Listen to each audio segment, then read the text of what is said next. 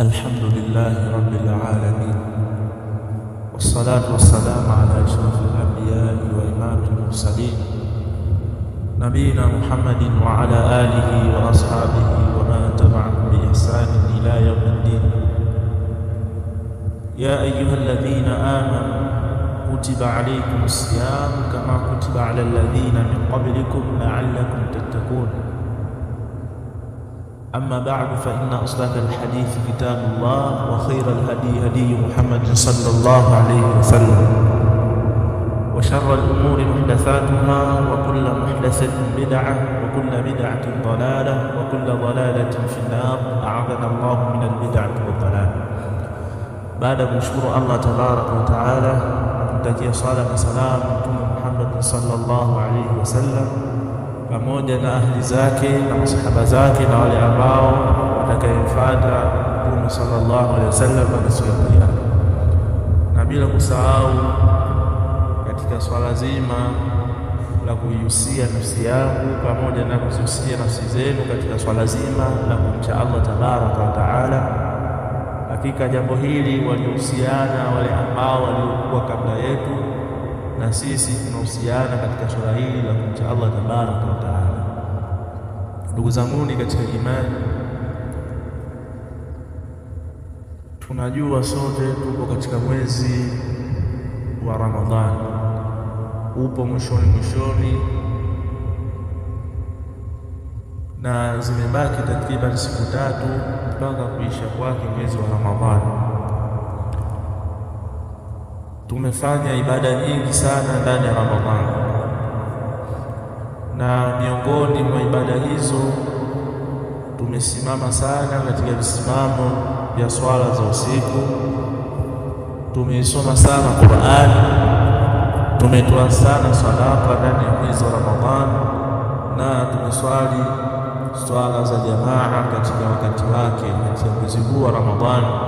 Tumesoma sana Qur'ani mpaka mtu akubali muda wake upite hivi hivi bila kufanya chochote katika mwezi huu wa Ramadhani. Ndugu zangu ni katika imani, mimi kalima yangu itakuwa ni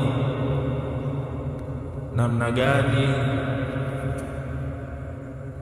watu tunavyokwenda kuihama Qur'ani baada ya Ramadhani na mashtaka yake Mtume sallallahu alaihi wasallam kusema kwa Allah kwamba watu wake, kaumu yake ni wenye kuihama Qur'ani.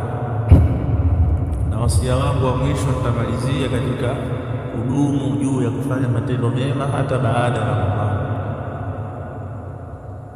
Ndugu zangu katika imani, namna gani ndani ya Ramadhani tumejipinda sana katika kusoma Qur'ani.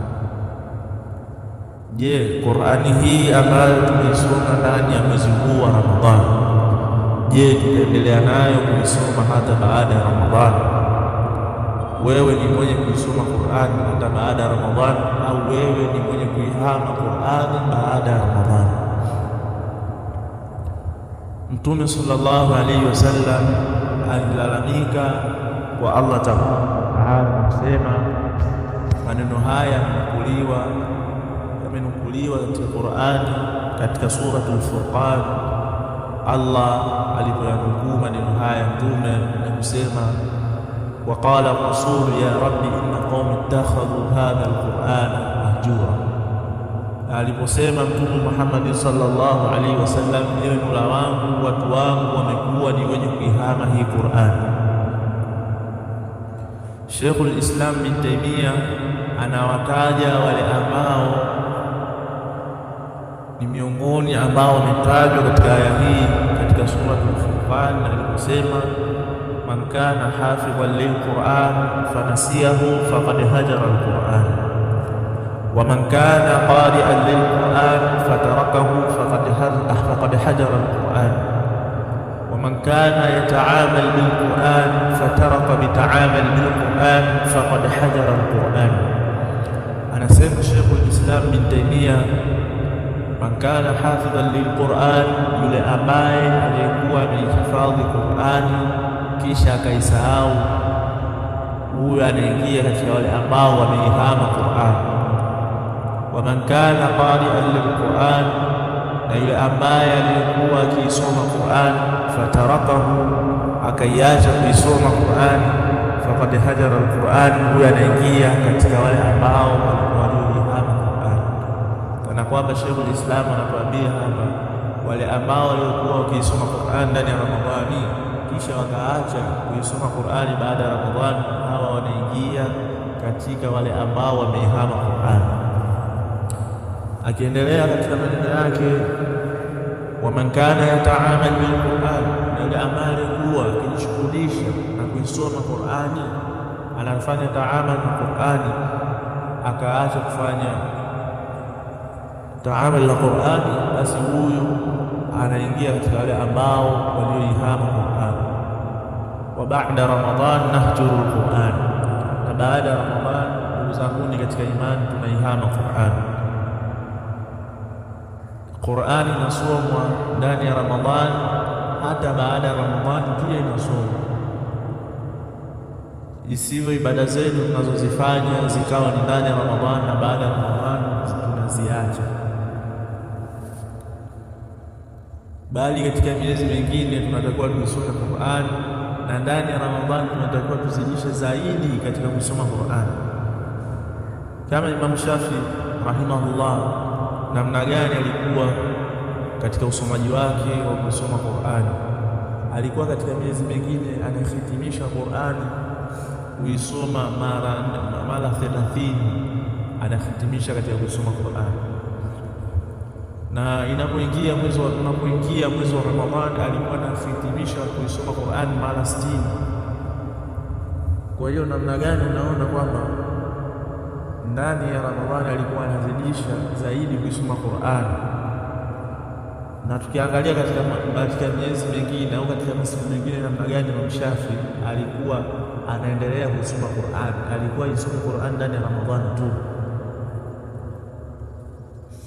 Na kitu kingine, usiache kuisoma Qur'an, kwa sababu ukidumisha kuisoma Qur'an ndio itakuwa sababu ya Qur'an kuwa ni mwombezi wako siku ya Kiyama, kama alivyosema Mtume sallallahu alaihi wasallam katika vitu viwili ambavyo vitamwombea mja shafaa siku ya Kiyama.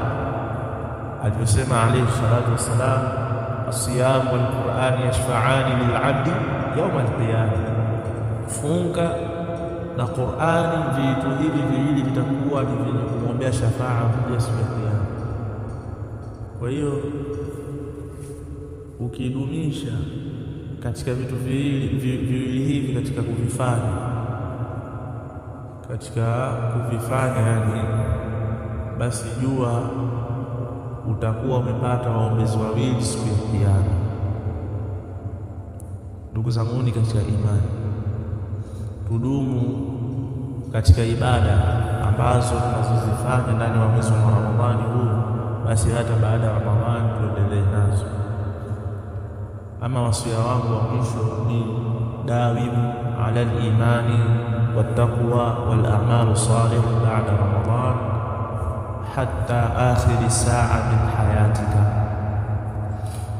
Dumu juu ya imani na uchamungu na kufanya matendo mema hata baada ya Ramadhani, mpaka mwisho wa maisha yako. Allah anasema wa'budu rabbaka hatta yatiyaka al-yaqin, muabudu Mola wako mpaka pale ambapo itakapokujia yaqini. Imani ambayo ulikuwa nayo ndani ya Ramadhani, imani hiyo unatakiwa uwe nayo hata baada ya Ramadhani, na uchamungu ambao unao ndani ya mwezi wa Ramadhani, uchamungu huo unatakiwa uwe nao hata baada ya Ramadhani. Na haya matendo mema ambayo unayofanya ndani ya mwezi wa Ramadhani unatakiwa uendelee nayo hata baada ya Ramadhani, mpaka mwisho wa maisha yako, pale ambapo utakapokukuta mauti, hapo ndio utakuwa ndo mwisho wa wewe kufanya ibada. Allah tabaraka wa taala anasema wa'budu rabbaka, muabudu Mola wako hatta yatiyaka yaqin, mpaka pale ambapo utakapokujia umauti, utakapokujia yaqini, ndio utakuwa mwisho wako wa kufanya ibada. Na hali ya muumini pale inapokwisha ibada ni mwenye kuendeleza ibada nyingine. Anapomaliza kitendo fulani katika ibada, basi anaendelea na kitendo kingine katika kuendelea na ibada. Namna gani Mtume sallallahu alaihi wasallam alikuwa akiendeleza ibada baada ya ibada nyingine?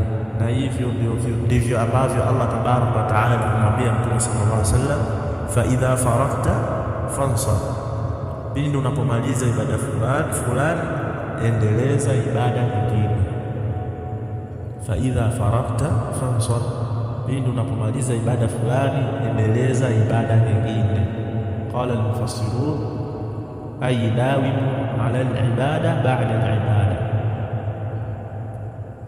Wanasema wafasiri, maana yake dumu juu ya ibada baada ya ibada nyingine. Kwa hiyo tunapomaliza ibada hizi ndani ya mwezi wa Ramadhani tuziendeleze, tunaendelea na ibada nyingine. Isiyo Ramadhani imekwisha basi ibada zimekwisha.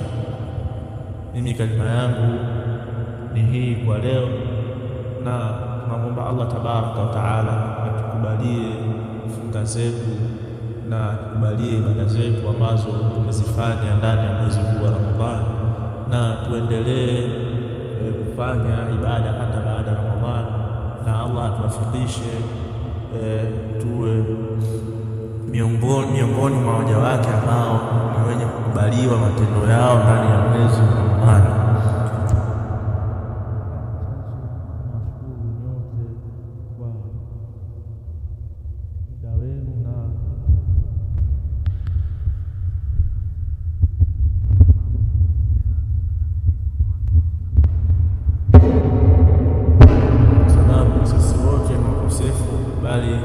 Ukamilifu ni wake Allah tabaraka wa taala. Subhanaka Allahumma wa bihamdika, ashhadu an la ilaha illa anta, astaghfiruka wa atubu ilayk. Barakallahu fikum wa jazakumullahu khairan.